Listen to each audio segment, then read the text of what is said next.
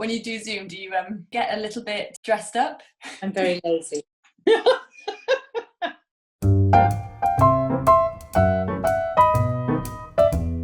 I am right now in my gracious kitchen at home. In his home in London? My husband works from home quite a lot, but I escape to the office. And so he and the children are quite used to being here. So describe the house that you have and the kitchen that you're in. We bought our house 11 years ago, and it is a not very beautiful 1950s. And then when we bought it, the first thing that we did, we did, was to knock down the back wall and turn this, which was a courtyard, into a part of our kitchen. So that's why it's so bright. Have you got is there sort of skylights or? Yes. So actually, in this room, this part of the room, there are no windows but there is a skylight. And then in that part over there, which is the children's playroom, there is a window.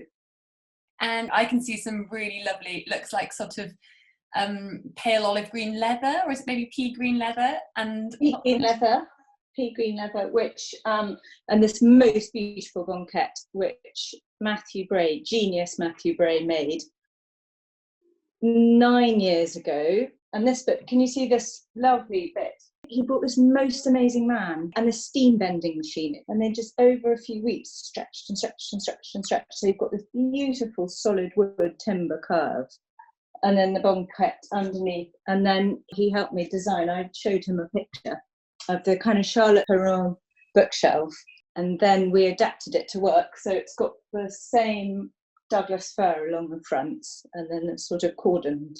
And the cordons are lots of different colours, lots of different shades of green and yellow? Lots of shades of green. This one's called a false shamrock. This is my geranium cutting, which I'm propagating. It's got, I think I need to plant it actually. I think it's had its moment of, anyways. And then there's another geranium, and of course the lovely Robert Kime shade, and a glove jug. Have you been doing any extra bits to your home? I bought a screen to plug my computer in, and I absolutely love it.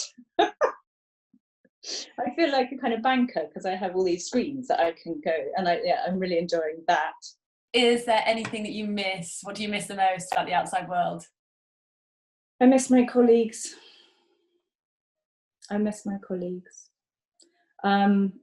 I think also there's that thing in your head that you've got to get on with it. It's a bit like when you've got a client and they've got a certain sort of house. You can't do anything about the house they've got, you just get on with it and you make it work. So I feel a bit like that about this is what we're in, and so we've got to get on with it. But I do really miss my friends and my colleagues. What little things would you think that people can do to make that nicer? I do think that it's really important to have space from each other. And I think it's really important that you separate your day and your night, I have found. So I quite often have been working in our sitting room and then have lunch in our kitchen. And I suppose that's what we're missing now, is any sense of variety. I think buy plants. A lot of people have talked about nature, whether it's trying to get some flowers in the house or whatever you can find. Actually, these pots we made, where we go in sometimes, they're on the beach, there's clay. And I did with my brother, and I dug it up, and then we made these pots with the kids, and then we didn't have a kiln, so we just put them on the barbecue. That's so creative. Do you like to spy at people's houses? I do, yes. I have noticed the funniest thing I find is that because my husband works, and his view is of our children's playroom and a bit of the kitchen, and you can quite often hear him saying to people, "Oh, your room is very zen," because they've got nothing behind them, and he's got all this clutter.